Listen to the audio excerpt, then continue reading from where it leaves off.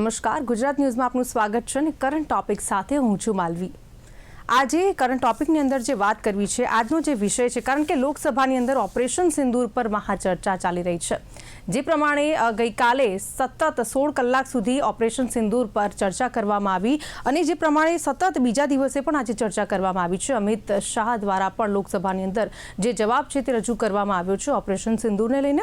ખાસ કરીને જો વાત કરીએ તો આ મુદ્દે ગઈકાલે રક્ષા મંત્રી રાજનાથ સિંહે આ ચર્ચાની શરૂઆત કરી હતી અને ઓપરેશન સિંદૂરને લઈને બધા જ તથ્યો જે છે તે દેશ સમક્ષ મૂકવામાં આવ્યા હતા।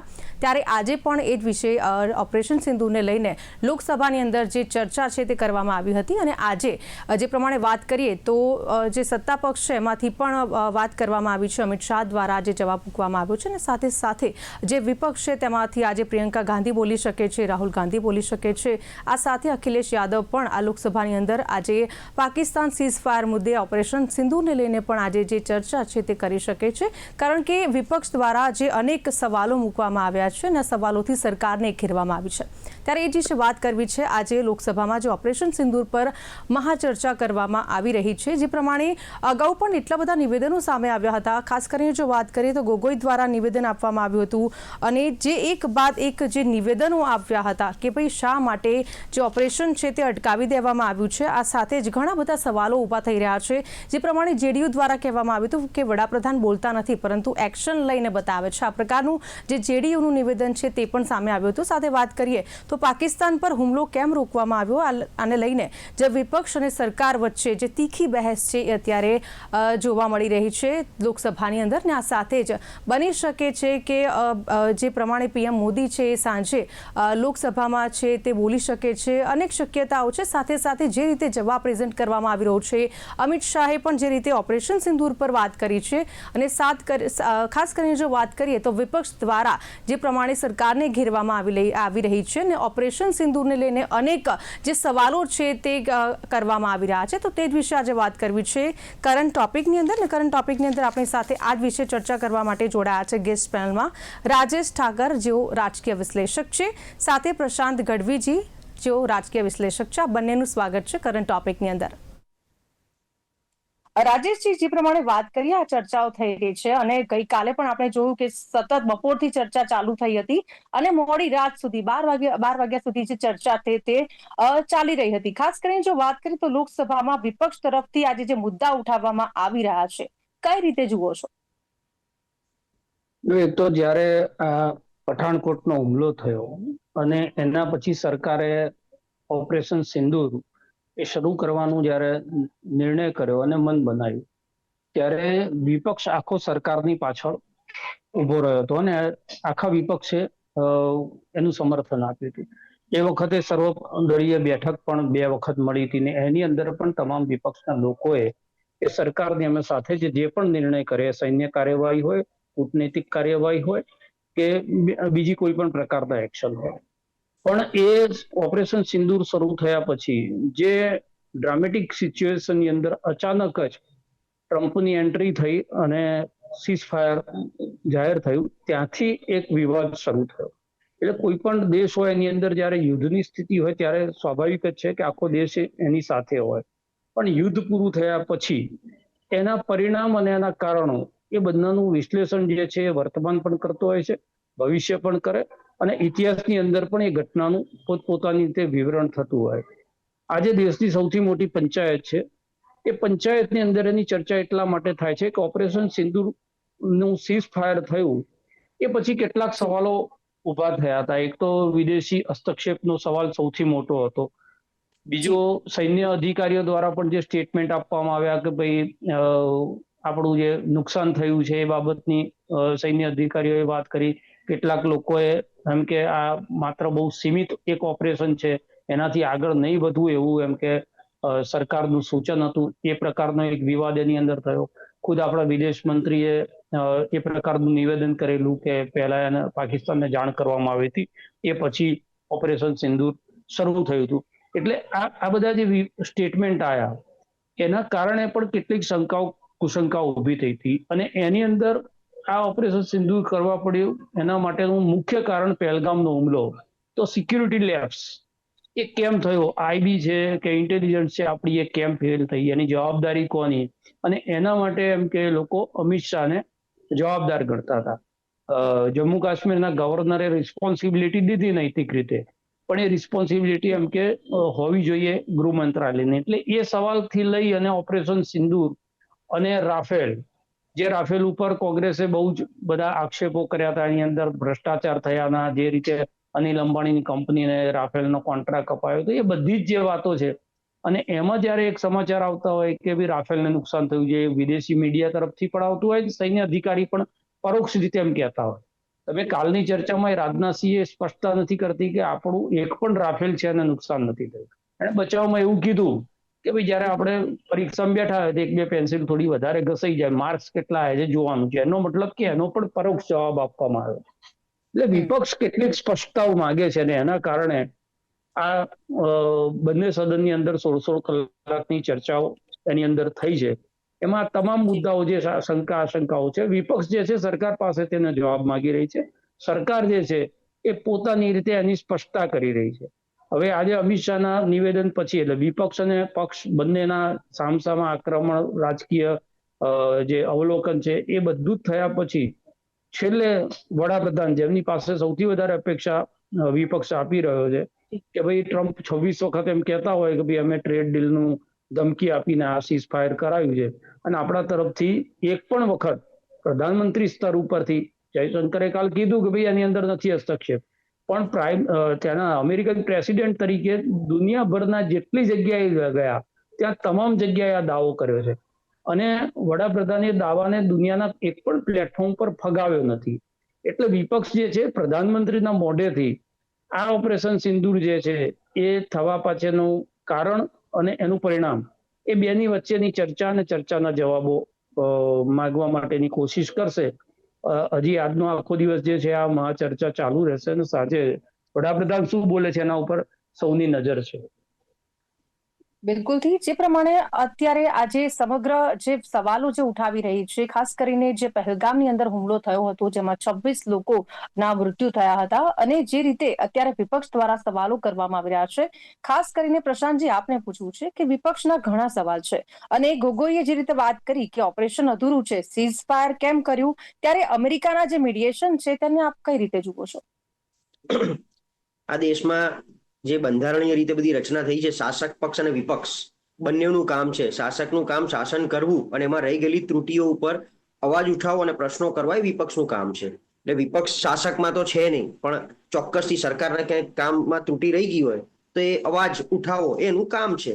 અને એવું જરૂરી નથી કે વિપક્ષ એટલે દર વખતે વિરોધ જ કરવો, પણ જો સત્તાધારી પક્ષ જ્યારે બી એવું ઈચ્છે કે આ એક દેશ હિતનું કામ છે અને એક માસમાં બધાએ ભેગા થઈને આ દેશ માટે લડવાનું છે અને વિપક્ષનું અમને સમર્થન જોઈએ છે, અથવા વિપક્ષ પોઝિટિવ સકારાત્મક ભૂમિકા ભજવે, તો સામે પક્ષે વિપક્ષ બી એટલું ઈચ્છે કે જ્યારે કોઈ પણ વસ્તુની વાત હોય, ચર્ચા હોય, તો સકારાત્મક રીતે શાસક અથવા તો સરકાર એનો ખુલાસો કરે, એની બાંહેધરી આપે. અને કોઈ પણ પ્રકારના આજે વાણી સ્વતંત્રતા વ્યક્તિગત પણ છે, એ રીતે બંધારણીય રીતે વિપક્ષનો બી એક હક છે કે કોઈ પણ પ્રકારના સવાલ પૂછી શકે. પછી તમે એને ઇમોશનલી ધર્મ સાથે, દેશ પ્રેમ સાથે જોડી અને આપણે એવું ચિતરવાનો પ્રયત્ન કરીએ કે આ વિપક્ષ પાકિસ્તાન પ્રેમી છે, એટલે અહીંયા બધા સવાલો ઉભા થાય છે. અને ઘણા સવાલો એવા છે કે લોકો ખુલીને હવે નથી પૂછતા, વોટ બેંકની બીકે. કોંગ્રેસને ઘણા સવાલો એવા છે મનમાં, વિપક્ષને ઘણા સવાલો મનમાં છે, પણ એમને બી બીક છે કે અમે કંઈક શબ્દ વાપરીશું એટલે ભાજપ એનો ચોખ્ખો રાજનૈતિક ફાયદો ઉપાડી લેશે, અમને મુસ્લિમ પાકિસ્તાન પ્રેમી ચિત્રી અને હિન્દુસ્તાનની 80% જનતાના હિન્દુઓના વોટ એના તરફી લઈ જશે. અને એટલે ઘણી બધી વસ્તુ અત્યારે એટલું બંધ બારણે ચાલે છે, એટલું અંદર ખાને એકબીજા મૂંઝાઈને રમી રહ્યા છે. માનો કે આજનું આખું અમિત શાહનું ભાષણ તમે સાંભળો, નહીં ડેફિનેટલી ગૃહમંત્રી છે દેશના, એટલે જે કામગીરી કરી છે એનો અહેવાલ રજૂ કરવો સંસદના પટલ પરથી, અને એમણે, કારણ કે આ દેશની સુરક્ષા, આંતરિક સુરક્ષાનો મામલો હતો અને એની જવાબદાર પહેલી જ વ્યક્તિ, જેમ પ્રથમ નાગરિક હોય એમ આની જવાબદારી પ્રથમ નાગરિક તરીકેની જવાબદારી અમિત શાહની બને છે, કારણ કે આંતરિક સુરક્ષાનો મામલો હતો. બધું જ આવ્યું, ક્યાંય હજી એવું નથી આવતું પહેલગામમાં સીસીટીવી કેમેરા હતા અને આતંકી ત્યાંથી ભાગ્યા અને આ સીસીટીવી કેમેરામાં કેદ થયા છે. એટલે આખા પહેલગામના કેમેરા બંધ થઈ ગયા હતા. આ મારો સવાલ નથી, હું પણ આની અંદર ખાલી મારો એક મુદ્દો મૂકી રહ્યો છું કે આખા પહેલગામના સીસીટીવી કેમેરા એ દિવસે બંધ થઈ ગયા હતા કે ક્યાંયથી પણ ભાગીને, કારણ કે હુમલો થયો પેલા જે 6 દિવસની પરિણીત મહિલાની વાત કરી રહ્યા છે, એની સામે બંદૂક ધરી છે, AK-47 જાહેરમાં કહી દીધું અમિતભાઈએ. આ બધું જ થઈ ગયું તો આતંકી ત્યાંથી એવા કયા માર્ગે નાસી છૂટ્યા? ભલે પછી પકડાયા, એ જ હતા, કોણ હતા, સવાલો આપણે કરતા જ નથી. આપણો તો કોઈ હક જ નથી સવાલ કરવાનો કે તમે જેને માર્યા એ ખરેખર એ આતંકી તરીકે અમને બતાવો કે એમણે જ હુમલો કર્યો છે. પણ મૂળ વાત કે જે દેશ માટે સરકારે જે કંઈ પગલાં લીધા, જે ઇમરજન્સી બેઠક બોલાવી, બધાને ભેગા કર્યા, પછી ઓપરેશન સિંદૂર રજૂ કર્યું, 2-3 સવાલોના ઘેરામાં જે સરકાર આવે છે. અને આપણે પણ, અમે અને રાજેશભાઈ એવું કહેતા હોઈએ છીએ કે પત્રકાર તરીકે, ચિત્રકાર તરીકે, કથાકાર તરીકે, વિશ્લેષક તરીકે આપણે બી જો વિપક્ષની નાની મોટી ભૂમિકા ભજવીશું તો ક્યાંક સરકારને પણ એ જવાબદારીમાં આવવું પડશે. એટલે આપણે ફરી પાછા પ્રશ્નો નથી ઉપાડતા, પણ આખું ઓપરેશન સિંધુની દ્રષ્ટિએ થયું તો ટ્રમ્પની, જેમ રાજેશભાઈ કીધું કે માનનીય ટ્રમ્પ સાહેબની ઇન્ટરવેન્શન અથવા એમનો ઇન્ટરફિયરન્સથી ખરેખર એને અટકાવવામાં આવ્યું છે. અચ્છા, રોજ એવું જ કહેવાય છે કે પ્રશાંતભાઈ, સવાલ એ જ થઈ રહ્યો છે કારણ કે જે અમેરિકન રાષ્ટ્રપતિ છે ડોનાલ્ડ ટ્રમ્પ, એમના દ્વારા 26 વખત એમણે એવું કીધું છે કે યુદ્ધ તેમણે રોક્યું છે, અને સવાલ એટલા માટે જ થઈ રહ્યો છે.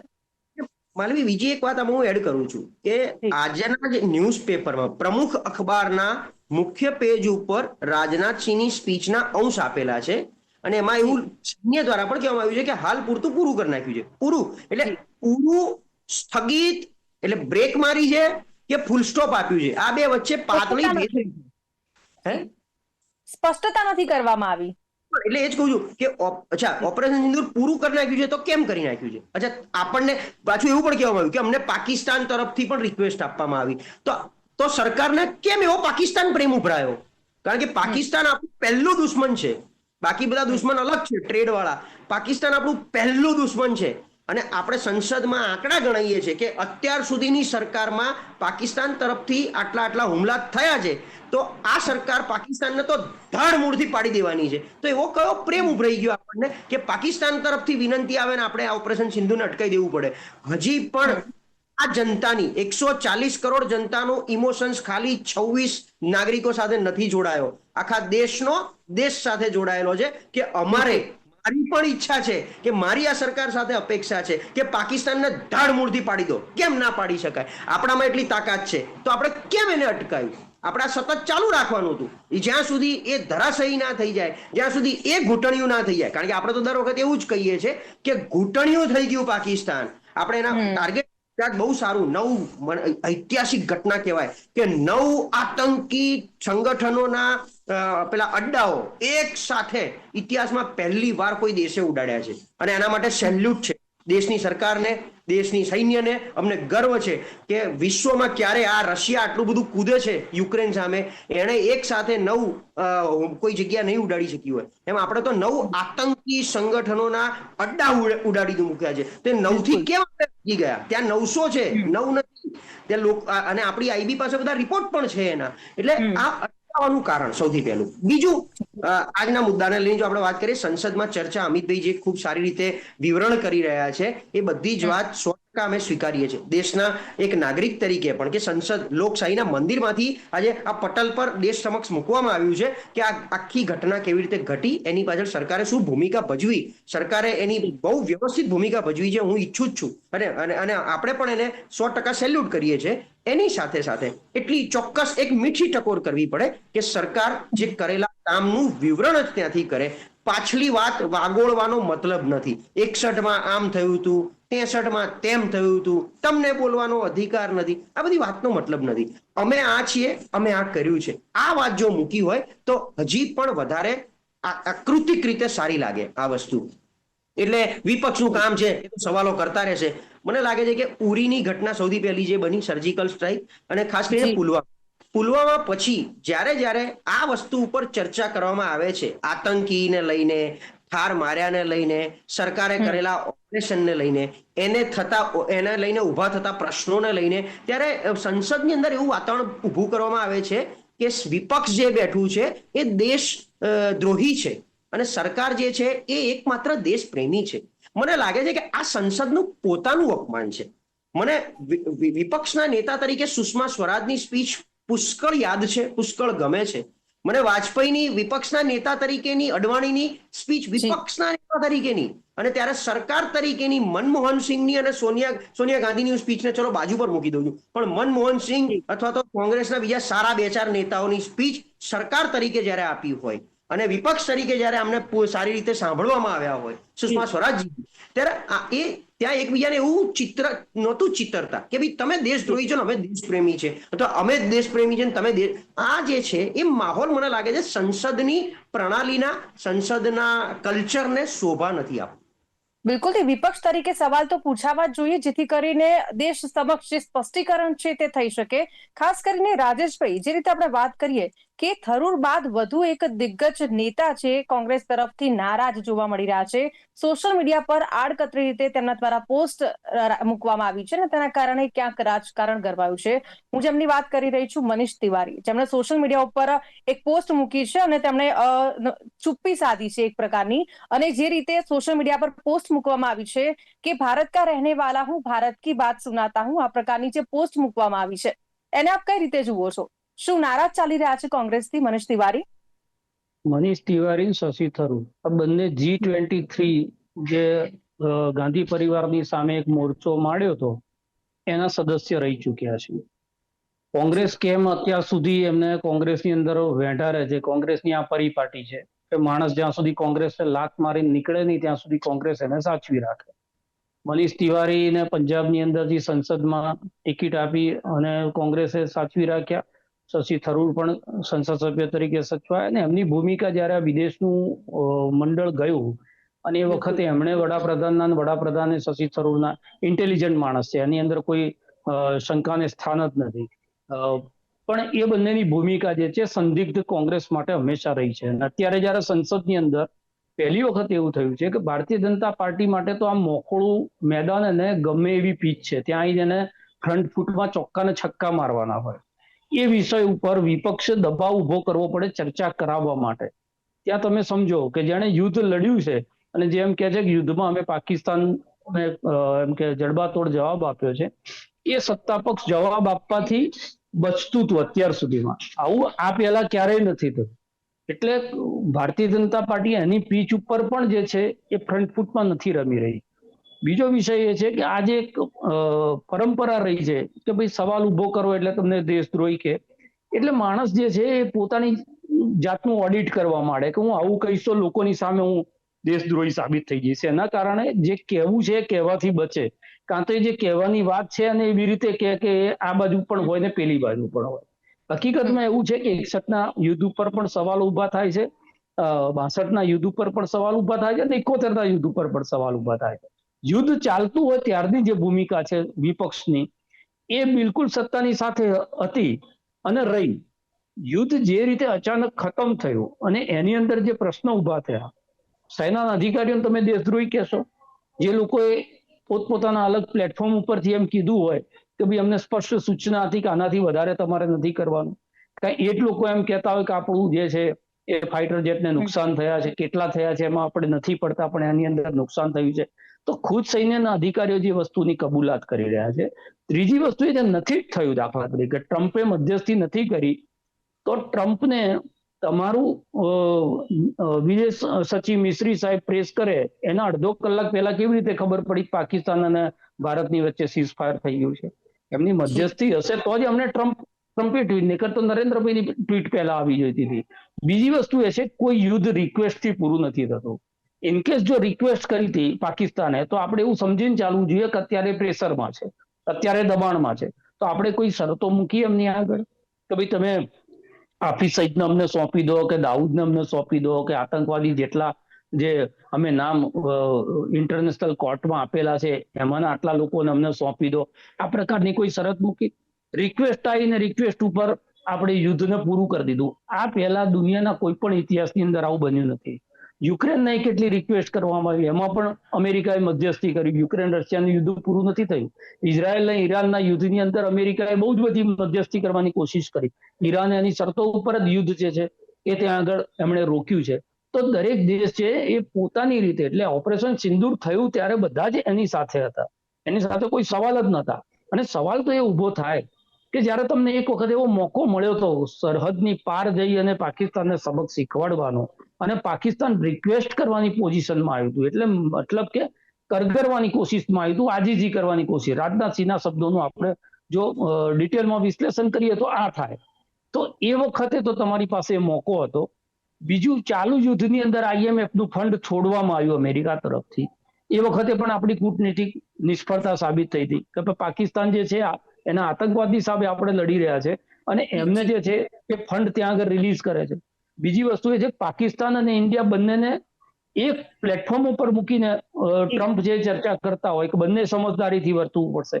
આપણે તો હંમેશા સમજદારીથી વર્ત્યા છે. આપણે ક્યારેય કોઈ દેશના સરહદોનું અતિક્રમણ નથી કર્યું, ક્યારેય કોઈ દેશ છે એની અંદર આતંકવાદ નથી ફેલાયો. જી ચોક્કસથી અહીંયા આપણે ચર્ચાને વિરામ આપણે આપીશું. સવાલ છે ને, સવાલ સરકારે સ્પષ્ટતાપૂર્વક જવાબ આપવા જોઈએ. જી બિલકુલ ચોક્કસથી. તો જે રીતે રાજકીય વિશ્લેષકે આપણી સાથે ચર્ચા કરી છે, તો પ્રશાંતજી અને રાજેશજી, આપ બંને અમારી સાથે જોડાયા, ચર્ચામાં ભાગ લીધે બદલ થેન્ક યુ વેરી મચ. તો જે રીતે કરંટ ટોપિકમાં આજે વાત કરી છે, કારણ કે જે રીતે સતત 2 દિવસથી લોકસભાની અંદર જે સીઝફાયર અંગે, પાકિસ્તાન સીઝફાયર અંગે અને ઓપરેશન સિંદૂરને લઈને જે ઘમાસાણ છેડાયું છે, ખાસ કરીને સત્તા પક્ષ અને સાથે સાથે વિપક્ષ દ્વારા જે સવાલો પૂછવામાં આવી રહ્યા છે, અને રાજ્યસભાની અંદર પણ જે પ્રમાણે આજે આ મુદ્દા ઉપર ચર્ચા થઈ શકે છે અને પ્રધાનમંત્રી નરેન્દ્ર મોદી છે તે પણ આ મુદ્દા ઉપર ચર્ચા કરી શકે છે. તો આ સાથે જ કરંટ ટોપિકમાં બસ આટલું જ. ફરીથી નવા વિષય સાથે મળીશું. અત્યારે મને આપશો રજા. નમસ્કાર.